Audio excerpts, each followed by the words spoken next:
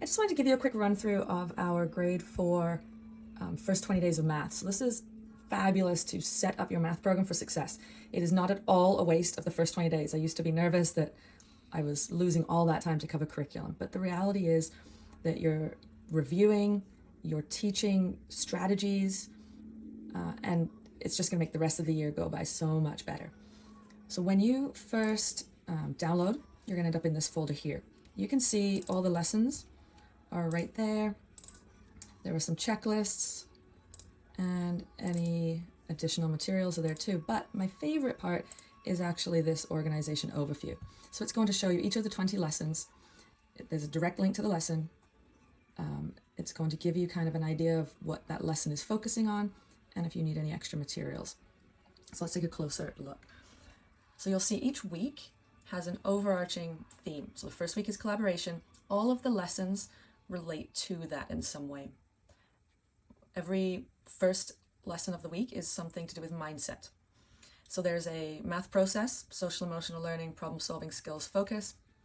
And then within that big idea, there's a particular skill that's being reviewed from the previous grades. And then again with the math talk.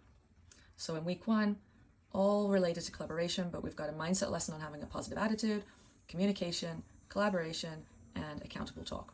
And we're using those big ideas to review some mental computations, logical reasoning, mental addition, geometry and spatial sense.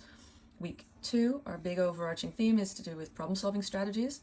And again, we've got our mindset lesson related to self-talk and the power of yet, problem solving, making connections, collaboration, selecting tools and strategies. You'll notice that there is some review, some overlap, some spiraling, whatever you want to call it. So if week 1 is focusing on collaboration, you'll see in week 2, we haven't completely forgotten about that. Students need to see things more than once. So there's still some collaboration. Week 3, representing and proving our thinking. All of our lessons relate back to that big idea. They each have a kind of a Strand A focus as well as a reviewing math skills focus. Week 4, assessment and reflecting.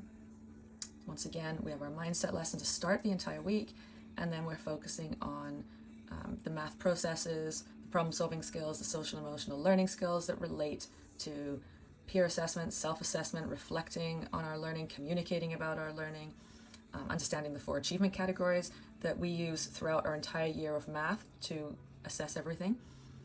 And then the final day 20, for us that ends up in the next week because day 1 is always a Tuesday for us. That's a diagnostic assessment. We're not providing that for you. Most school boards or schools mandate a particular one they want you to use, so that is left for your discretion. So if we just have a quick look, you'll see as well that the lessons build. So this is lesson 1. So we have our teacher notes, if there are any materials that are needed.